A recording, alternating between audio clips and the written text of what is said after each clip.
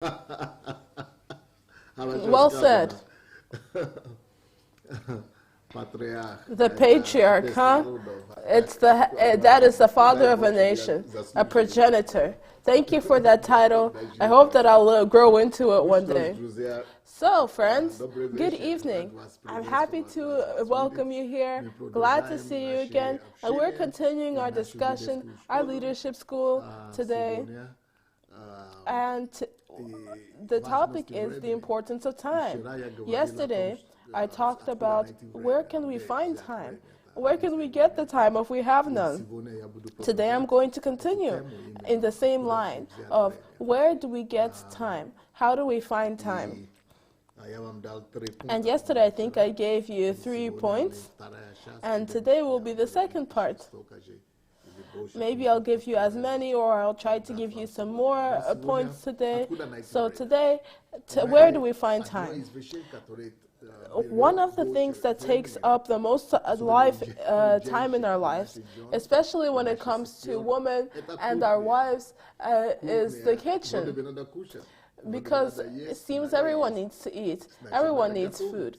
And what does that mean? Everyone needs to cook. And if everyone needs to cook, then somebody needs to be cooking.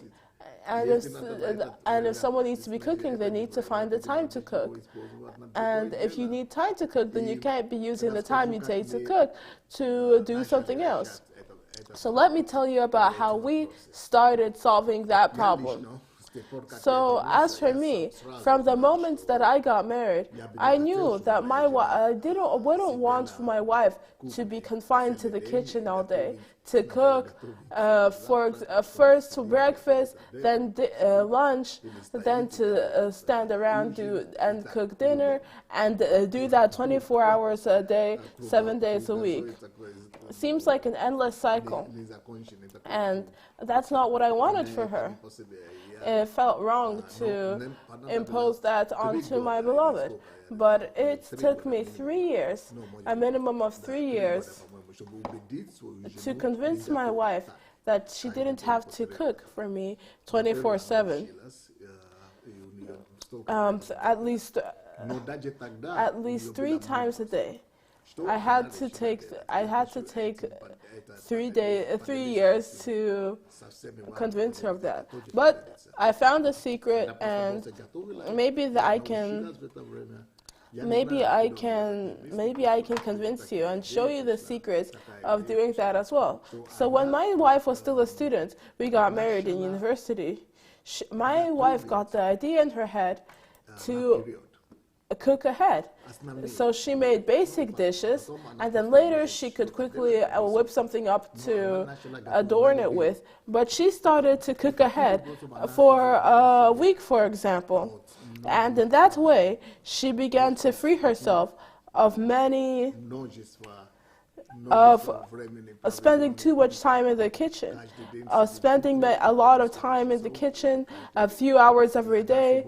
Now she was freed of that because she made the decision to cook ahead. So she, for example, on Sunday or on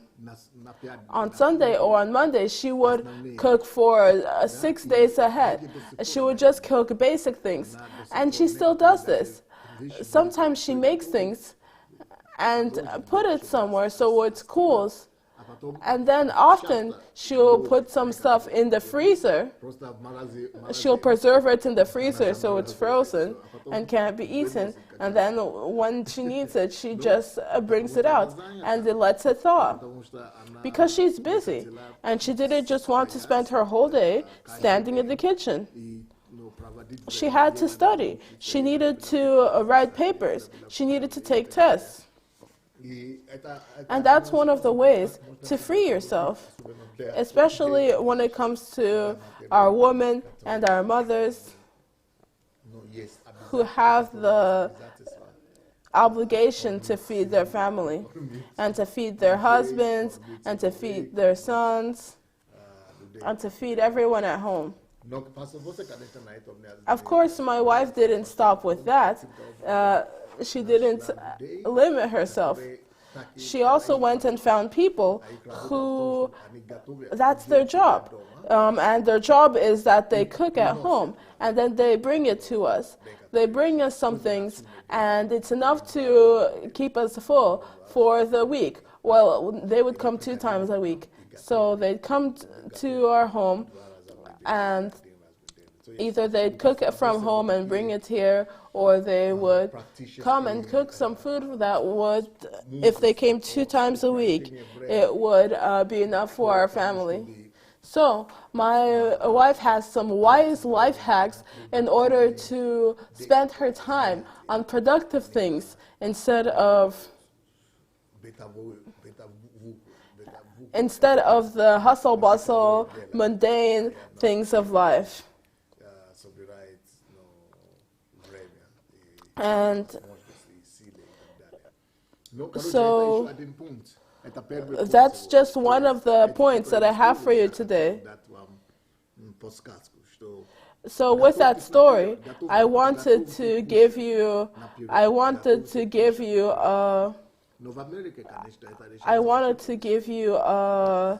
a tactic that you can spend that can help you to understand why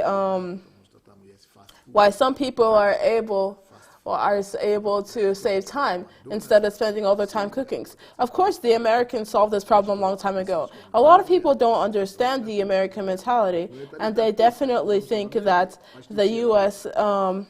Is just the home of unhealthy foods because of all the fast foods. They are famous for, but they don't realize that in the U.S. everyone is working. Everyone has a job because their economy is built in such a way that everyone has bills upon bills that they have to pay. So in order to survive, a family has to work. The husband and the wife definitely have to work.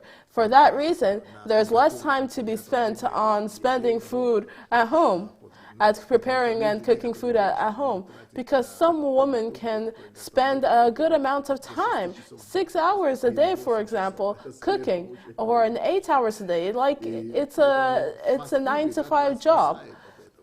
And fast food can save someone from all that.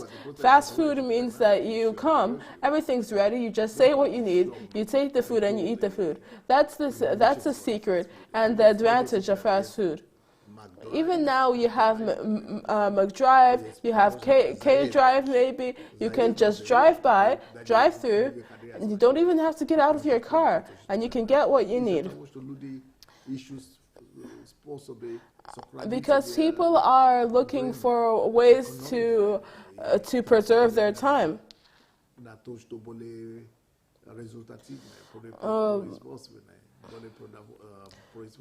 Because people are trying to take time in order to work on products, on what can bring them money. Spending 6 hours at home to make a good meal won't result in any money coming into your pocket. But if you can take half an hour to get an equally filling meal and spend the rest of the 5.5 hours making money, then that's obviously the better choice. In the U.S., you get paid per hour, not per month. Even if you do get your paycheck every month, it's counted per hour. Every hour is counted. So instead of spending 6 hours cooking, imagine that you get $10 or $15 or $20 an hour. And you start thinking, the 6 hours that I'm standing in my kitchen, I could have eaten quickly and gotten $20 an hour at work. When you make that the economy, it's very easy to make the decision. So that's why in the U.S. a lot of families don't even cook for themselves. A lot of houses don't even have a kitchen in the U.S. They don't have kitchens in some apartments anymore. Some only have a microwave, some don't even have a microwave at all. Because aside from fast food, people who've never lived in the U.S. think that the U.S. only has fast food. aside from aside from some food deserts, the U.S. has restaurants just like any European nation. Right now, those are coming to Ukraine too. You can see a whole bunch of places you can come in, you can have a meal, like cafes and restaurants. But I think that there's 10 more of all these places you can grab a bite in the U.S. They don't only have unhealthy food, they have healthy food and organic food and vegan food and vegetarian food. Yeah, so they have organic things as well.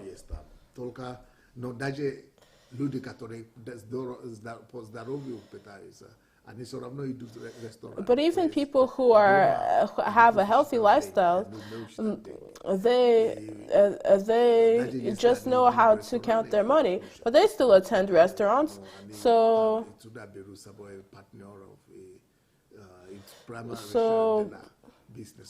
even when they're going out, they take their business partners with them so that they can solve their business problems while they're spending money in the restaurant as well. See, nothing is wasted. Personally, I think that an hourly wage is really good. I think Europe will also have this soon, and Ukraine as well. Because when you are being paid per hour, that causes you to be way more productive, and you'll think again about how you're spending your time, about what you want to spend your time doing.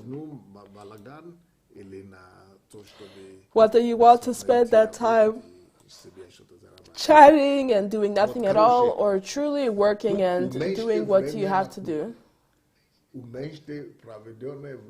So, spend less time in the kitchen. That's my life hack number 1. If you are able to overcome the kitchen, you'll be able to overcome many, many more things. If you can overcome the kitchen,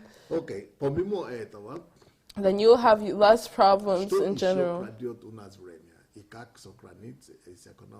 Aside from that, what else takes our time from us? And how do you lose time aside from the kitchen? There's also a time that can be found that if you change your, what's the word? If you change your relationship and philosophy of life. When it comes to all my helpers, I have to go through battles over the point I'm telling you now. It's not only my helpers, honestly. This is pretty developed in Ukraine, and not only in Ukraine. A lot of people live like this in the world. So what people do is that they procrastinate. They put things off. You cannot put off things that can be done now onto later. But we have a different culture. We have a different philosophy. In our culture, people usually do things later. It's fine. I can make it. And that, by the way, is one of the habits that causes our times to be stolen. When you procrastinate and put things off, that means that you are living in an illusion that you have time, that you don't. When you put things off, you are losing more time. Why? First of all, you get stressed out. Putting things off makes you always stressed. Makes you always be pressed and under a pressure that you have a deadline looming over your head.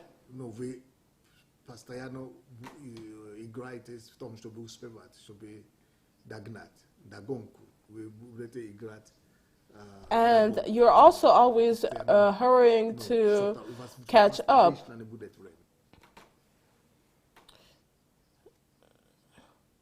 You won't always have time.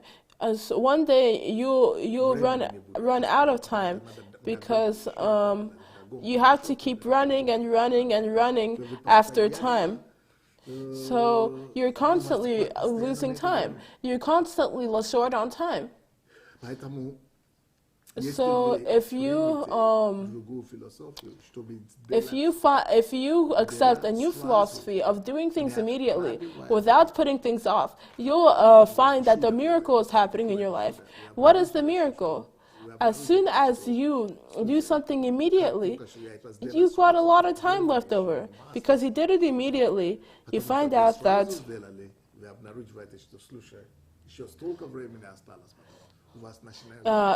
you find out that once you get your work done quickly and immediately, you have time left over, and you have so much time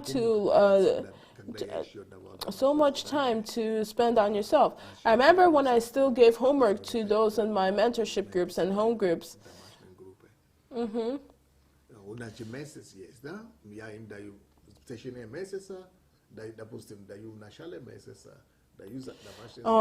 So after I would give them an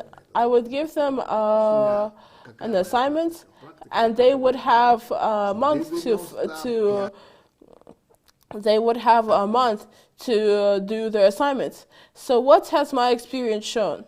My experience has shown that 95% of people wait till the very, very, very last week to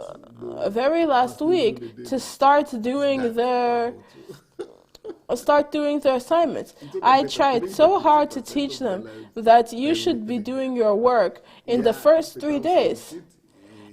Take the first 3 days to do your work, and then you have 3 free weeks to do whatever else you need to. But when you keep putting it off, then of course you'll find what to do while you're not doing the work that you're meant to be doing. But then at the end, you won't do your best work. It won't be quality work. That's one of the things that takes away our time, and we can't find enough time to do the things that we need to do. What we have to do is do things immediately rather than put them off. Then we will find more time to do everything else. Another problem I see in our people is that often our people prefer to do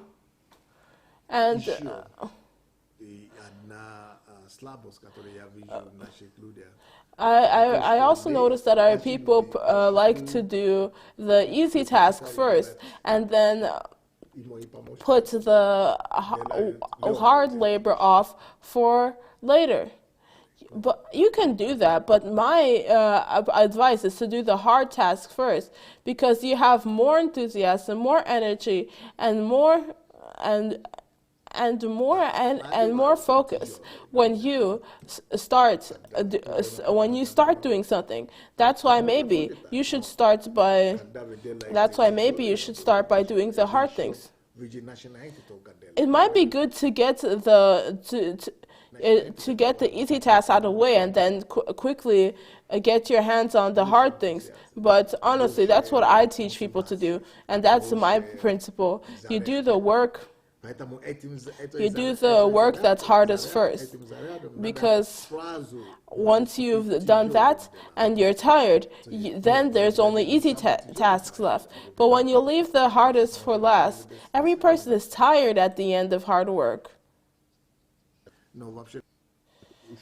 And so you have worked and done things that are easy, but you're already tired because you spent a lot of time doing all those other small things, and the last thing you had to do is a hard thing. Then good luck. You might not get it done. That's when only complaints and struggles are left. It's just torture, basically.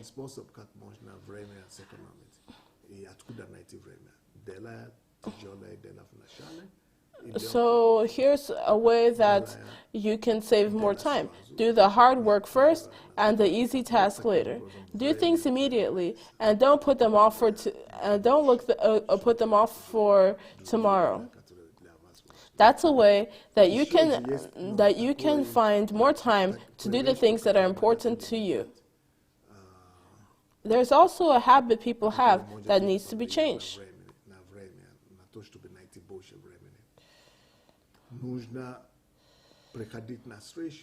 There's another habit that you must change in order to find more time. You need to arrive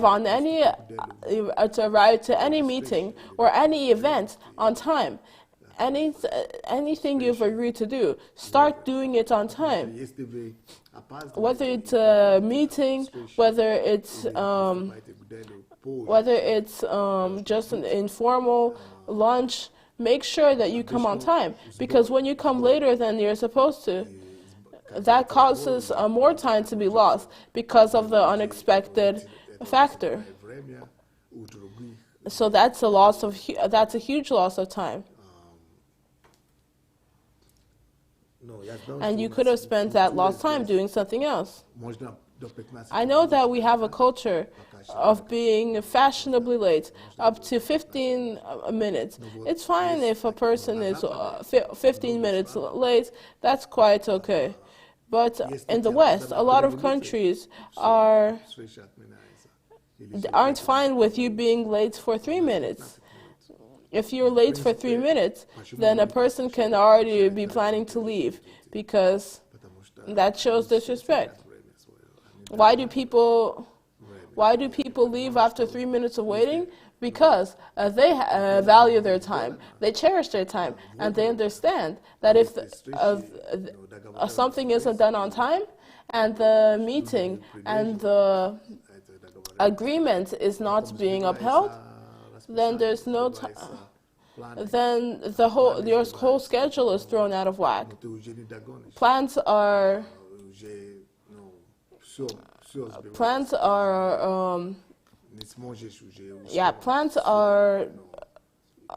derailed, and now you're not able to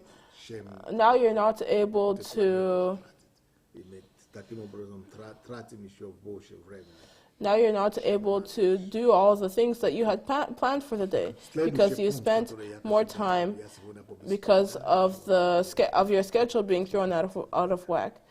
So I've been faster today, so I can tell you more points about how to find time.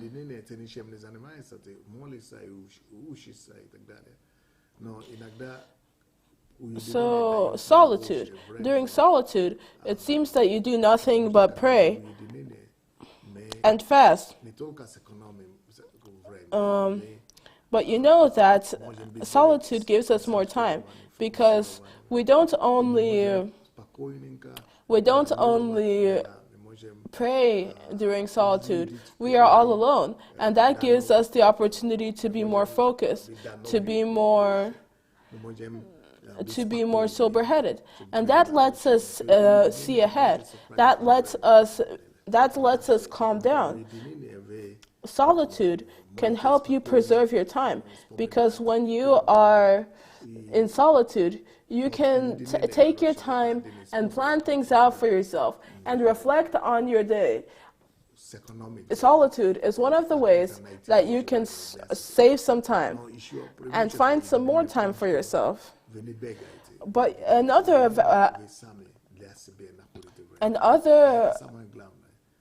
advantage of solitude is that you're not forced into solitude. You don't have to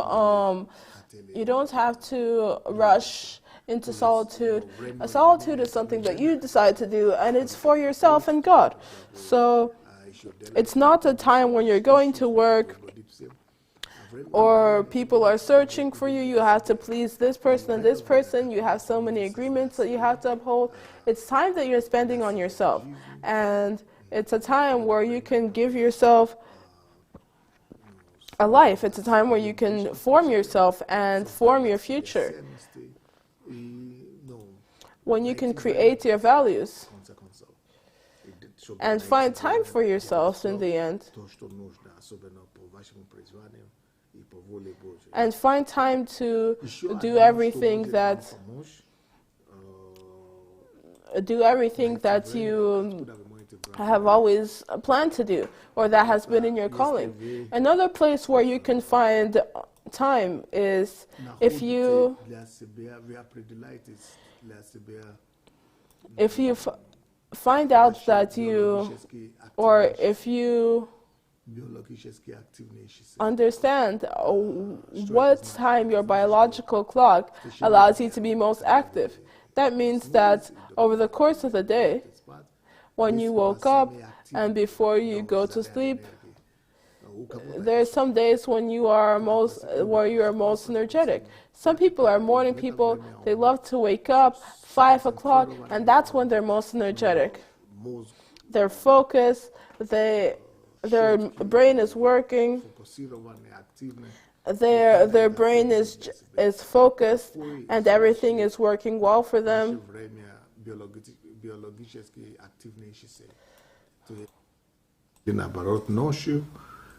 So you have to determine for yourself which hours are you most active. Maybe it's in the evening, maybe it's the nights, maybe it's during daytimes or in the morning. Find the time where your biological clock is most aligned for you to be energetic, where your brain is the most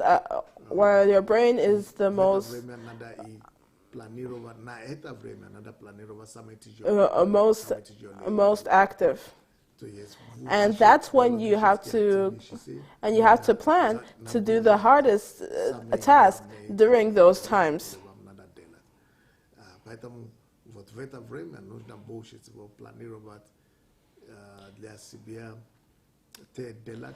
So that's the time where you have to plan out for yourself all the actions that you have to do in order to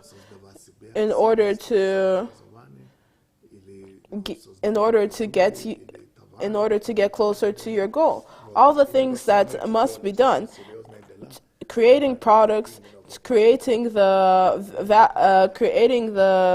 values you want to form into yourself. All the most serious things you must form during this time.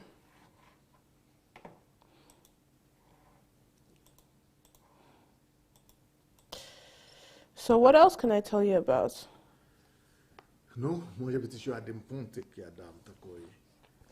Well, maybe one more point. I'll tell you at least one more point. I'm giving you a lot of points, but we're being fast about it.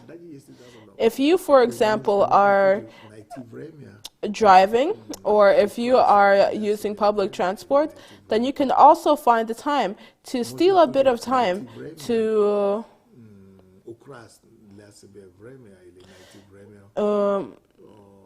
when you're on the road and you're spending your time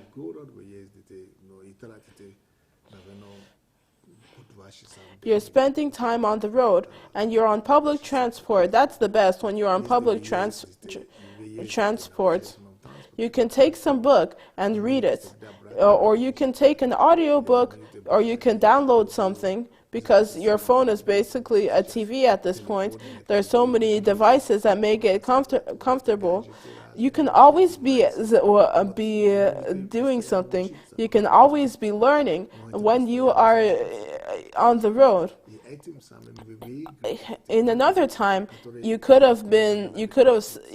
that's all of that time could have been wasted. But here now, you can use this time to add value to yourself and to learn more. So that's also a big advantage. So I think that's all the points I would like to mention today. Of course, you understand that when it comes to time, I have a lot of things I can discuss.